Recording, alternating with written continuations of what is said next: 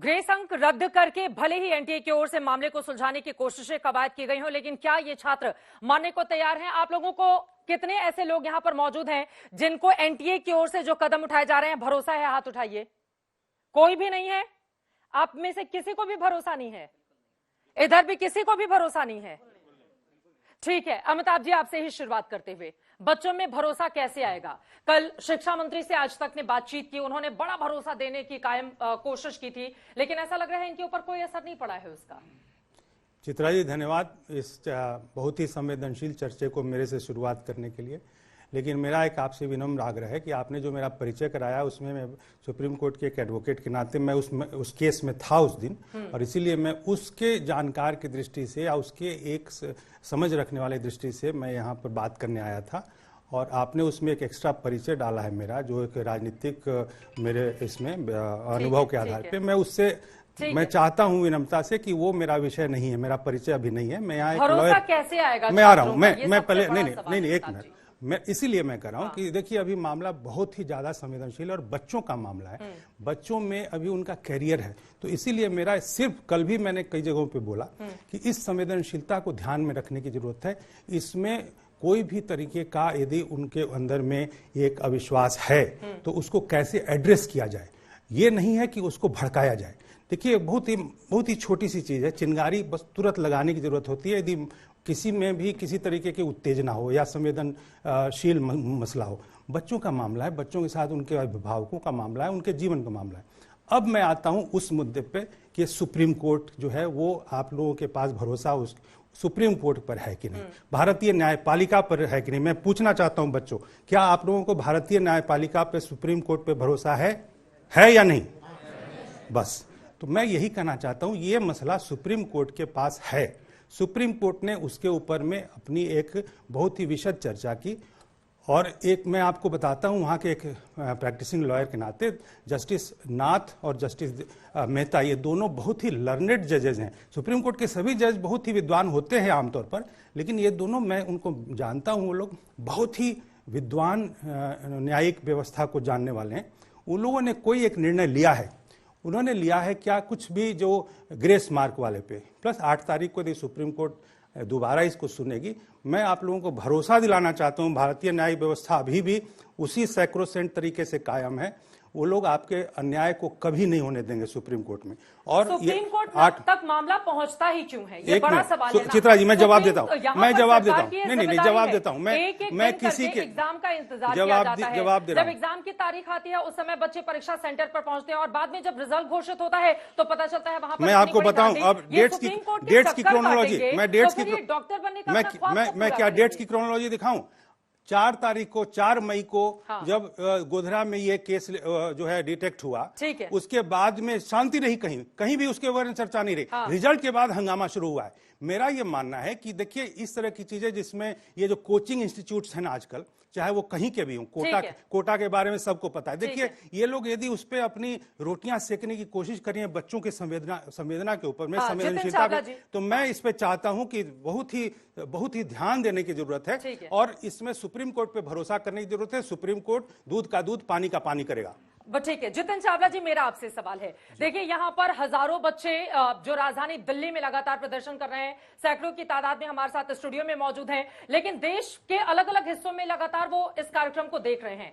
सरकार तत्काल ऐसे क्या कदम उठाए जिसके बाद कम से कम इनको लगे कि न्याय सिर्फ पूरा नहीं किया जाएगा, वो होते हुए दिखेगा भी?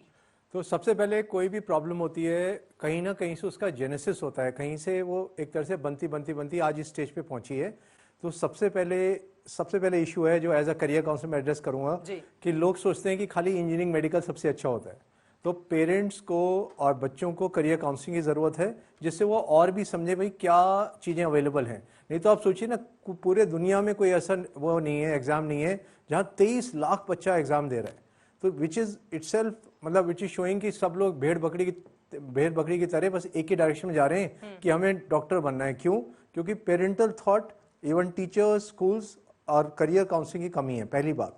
दूसरा, जब इतना सारा हो गया तो ऑब्वियसली इंतजाम उस तरह से सर, करना मुझे चाहिए कि आपत्ति एलिमिनेट है, कर पाए। भेड़ बकरियों जैसे बच्चे जाते हैं, मुझे शब्द पर ही आपत्ति है। मैं- सर, इतनी बड़ी तादाद है हमारे देश की, क्योंकि और 23 वहां पर अगर बड़ी तादाद में बच्चे जाएंगे एग्जाम देने के लिए, उनका ये सपना होता है, वो अपने सपने को पूरा करना चाहते उनका हैं। वो अपना भेड़ सपना नहीं है, बकरी कई बारी पेरेंट्स स्टूडेंट है, कोई आजकल के बच्चे जिनके हाथ में मोबाइल है, कोई इतना दबाव नहीं होता है पेरेंट्स का। आप मानेंगे नहीं, लेकिन बायो में bio plus management, bio informatics, ऐसे ऐसे ऑप्शन हैं जहाँ की 4-5 साल पढ़ाई करके बहुत बढ़िया कर सकते हैं। लेकिन कोई तो चाहिए जो उन्हें बताए, पहली बात।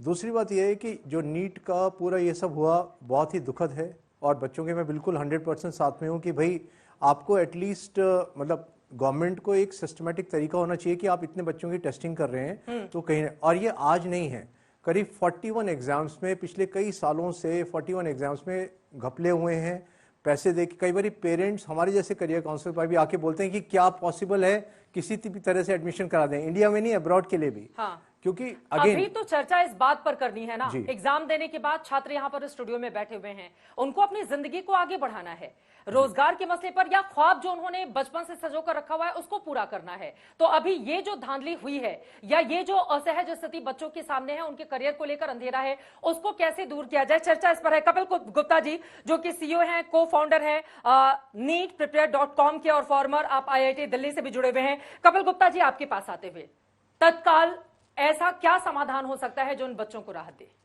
मैम देखिए, दो चीज़ें हैं, विश्वास कहीं ना कहीं कम है, खासकर एनटीए के ऊपर।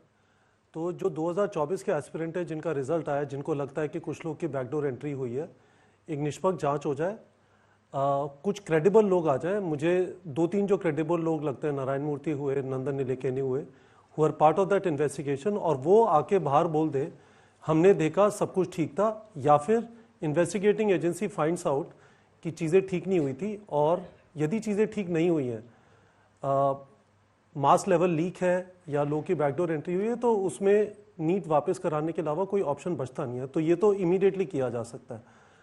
मुझे पता नहीं है इन्वेस्टिगेशन कितनी जल्दी की जा सकती है, क्योंकि काफ़ी सारे बच्चों का मामला है, डेटा बहुत सारा होगा जिसको देखना पड़ेगा, डेटा में डिस्क्रिपेंसीज देखी जा सकती हैं। हालांकि सेंट्रल लेवल पे स्टैटिस्टिक्स के काफ़ी अच्छे टूल्स अवेलेबल हैं। नीट 25 को ये जो अगले साल की तैयारी कर रहे हैं, उन्हें भरोसा देने की ज़रूरत है कि सिलेक्शन सिर्फ फिजिक्स, केमिस्ट्री और बायोलॉजी की नॉलेज के बेसिस पे होता है और किसी बेसिस पे नहीं होता है। वो भरोसा अभी एक लेवल पे टूटा है, और उस भरोसे को वापस कायम करना जरूरी है। मैं ये जरूर बोलना चाहूँगा कि इस टाइप के जो बहुत बड़े जो एग्ज़ाम हो गए हैं, एनटीए ने अपने FAQs एक जारी किए थे 3-4 दिन पहले, जिसमें बोला था 24 लाख बच्चों का एग्ज़ाम कराने के लिए करीब 2,10,000 लोग एनटीए के साथ डायरेक्ट और इनडायरेक्ट तरीके से एसोसिएटेड थे। उसमें आप मान लीजिए करीब 1.25 लाख तो इन्विजिलेटर ही होंगे। उसमें से 5 लोग को इधर का उधर जाने की जरूरत है, पूरा पेपर जो है उसकी विश्वसनीयता खत्म हो जाती है। तो मुझे ऐसा लगता है कि इन वाले पेपर्स के अंदर एक तो 2 स्टेप में हो, ऐसा बड़ा एग्जाम कोई भी एक स्टेप में ना हो, जैसे जेई मेंस और जेई एडवांस होता है। इसके अंदर भी एक लेवल पे घपला हुआ, अभी हम एक और एग्जाम करा सकते हैं। इमेजिन करिए जो स्टूडेंट जिनके 550 के ऊपर है, तो शायद जिसने भी घपला किया ऊपर ही आने की कोशिश करे ना, खुद को तो जान के नीचे रखेगा नहीं, तो उससे एक और क्वालिफिकेशन हो जाता है। एक तो वो किया जा सकता है। मैंने ये वाले घपले ज्यादा ऑनलाइन एग्जाम्स में नहीं सुने, तो शायद नीट जो पेन पेपर OMR में होता है उसको ऑनलाइन कर दे। तीसरी चीज, हमारे एजुकेशन मिनिस्टर ने कल कहा कि हम लोगों ने पेपर के स्तर को उस जगह पर लाने की कोशिश की है कि जो सुसाइड के केसेस हो रहे हैं, बच्चों के ऊपर बहुत एग्जाम स्ट्रेस होता है। एक और बहुत सिंपल तरीका एग्जाम स्ट्रेस रिड्यूस करने का है कि एग्जाम को 2 या 3 बार साल में कर दिया जाए। तो वो जो प्रेशर होता है ना कि 3 घंटे 20 मिनट की परफॉर्मेंस मेरी जिंदगी डिसाइड करेगी, लेकिन सर, अभी तो वो सवाल ही नहीं है ना, अभी तो सवाल बिल्कुल अलग और अलहदा है। सवाल धांधली का है, सवाल ग्रेस मार्क देखकर ज्यादा नंबर देने का है, सवाल यह है कि तारीखों को क्यों बदला गया, सवाल यह है कि लोकसभा चुनाव के दिन जब रिजल्ट आ रहे थे तो उसी दिन आपको रिजल्ट घोषित किए जाने की क्या जरूरत थी। बहुत सारे ऐसे सवाल हैं, एनटीए की ओर से जवाब नहीं दिया गया है। विवेक ठाकुर जी हमारे साथ फाउंडर और MD जुड़े हुए हैं, स्कॉलर डेन, और आप खड़गपुर IIT से आपने पढ़ाई की है। विवेक ठाकुर जी, आपसे सीधा सा सवाल, बच्चों के जहन में जो सवाल है हमने रिपोर्ट में दिखा दी है, तत्काल सलाह क्या देंगे सरकार को, क्या कदम तुरंत उठाए जाने चाहिए ताकि लोगों को राहत मिल सके और एक पारदर्शिता जिसकी बात बार बार सरकार की ओर से की जा रही है वो कायम रह सके।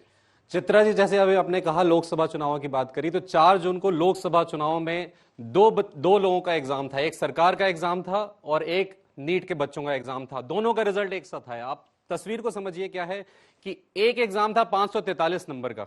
ये बातें मैं इसलिए कह रहा हूं क्योंकि कॉमन जो लोग हैं उन डोमेन तक ये बात पहुंच नहीं पा रही है कि ये हंगामा क्यों, इन बच्चों की पीड़ा लोग नहीं समझ पा रहे हैं। मान लीजिए सरकार की 543 में उनसे कहा गया था कि 272 लाओगे तो पास हो जाओगे। एग्जाम का रिजल्ट आने के बाद उन्हें बताया जाए कि नहीं साहब आपको तो 320 चाहिए थे। एग्जैक्टली यही दर्द है इन बच्चों का। आप इनसे पूछिए कि इन बच्चों का एग्जाम 720 नंबर का था। जब ये बच्चे उस एग्जाम में 650 660 ले आए और इन्हें श्योरिटी थी कि इतने नंबर पे हमें एक अच्छा गवर्नमेंट मेडिकल कॉलेज मिल जाएगा, तो इन्हें इनके पैर के नीचे जमीन निकल गई। इन्हें पता चलता है नहीं साहब आप 650 पे भी नहीं कर सकते हैं। तो ये जो बच्चों का दर्द है इसको इस आंकड़ों से समझिए कि अगर मोदी जी के साथ, धर्मेंद्र प्रधान जी के साथ जो क्लीन चिट दे रहे हैं एनटीए को, अगर उनके साथ ये होता कि नहीं साहब आप 290 लाए, आपकी सरकार नहीं बन पाई, आपको 290 से नहीं काम चलेगा, 320 चाहिए। पहली बात।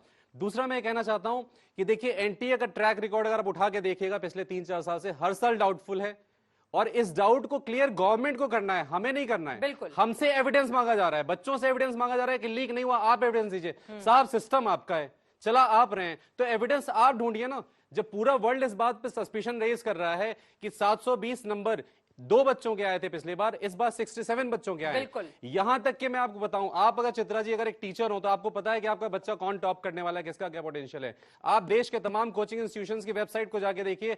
5 मई को एग्जाम हुआ है, 7 तारीख को, 8 तारीख को, 9 तारीख को प्रेडिक्टेड टॉपर्स में लिस्ट बता रहे हैं 5। कोटा का एक बड़ा इंस्टीट्यूट है, कहता है कि 5 बच्चे 720 में 720 लाने वाले हैं। जब रिजल्ट आ रहा है तो 26 की लिस्ट है। तो कहीं ना कहीं बहुत बड़े लेवल पे धांधली है, ये पूरा देश कह रहा है। और आप कान बंद करने के बजाय, आपका सिस्टम है ना, आप सीबीआई को लगाइए, ईडी को लगाइए। आज कहां है वो? आज जब देश के 25 लाख बच्चों की बात है, और मैं सर को करेक्ट करना चाहूंगा कि ये इतना बड़ा एग्जाम नहीं है कि आप कह रहे हैं कि इसमें पेरेंट्स दोषी है, इसमें कोचिंग इंस्टीट्यूशन दोषी है, बच्चे दोषी हैं, बहुत करियर ऑप्शंस है। अभी आज से 10 दिन पहले आप पता करिए, चाइना में 1 करोड़ 30 लाख बच्चों ने एंट्रेंस एग्जाम दिया है। वहां तो धांधली नहीं होती है, वहां तो एक बार क्वेश्चन नहीं उठा। यहां हर साल क्वेश्चन उठ रहा है। NTA as an agency is a big failure. 2017 में एजेंसी फॉर्म हुई है, इसमें एकेडमिशियंस नहीं है। मैं कहना चाहूंगा कि आपने जो लीपा पोती के लिए जो पैनल भी बनाया है, उसमें यूपीएससी का चेयरमैन रखे हैं। आप ब्यूरोक्रेट्स को क्रॉस इन्वेस्टिगेट करने के लिए ब्यूरोक्रेट्स का पैनल बना रहे हैं, तो पूरी लीपा पोती होगी। आप आईआईटी के प्रोफेसर लीजिए, आप एम्स के डॉक्टर्स लीजिए, आप एम्स के डायरेक्टर को लीजिए, आप पैनल बनाइए, आप थॉरो चेकिंग करिए। क्योंकि अभी मैं बच्चों से बात कर रहा था, ये बच्चे जो यहां बैठे हैं, कहीं से आप पूछेंगे तो आप बताएंगे कि इनको एग्जाम से, यहां बच्चे बैठे हैं बताएंगे, एग्जाम से 2 घंटे पहले, 2 दिन पहले ऑफर्स मिले इन्हें कि आप 5 लाख रुपए दीजिएगा तो 2 घंटे पहले पेपर मिल जाएगा। आप 2 दिन पहले चाहते हो तो 25 लाख रुपए देने पड़ेंगे। ये काफी हद तक बच्चों को पता है। ये गवर्नमेंट का काम है, आप इन्वेस्टिगेट करिए, आप सारी एजेंसीज को लगाइए। हमसे क्यों आप पूछ रहे हैं एविडेंस? ठीक है।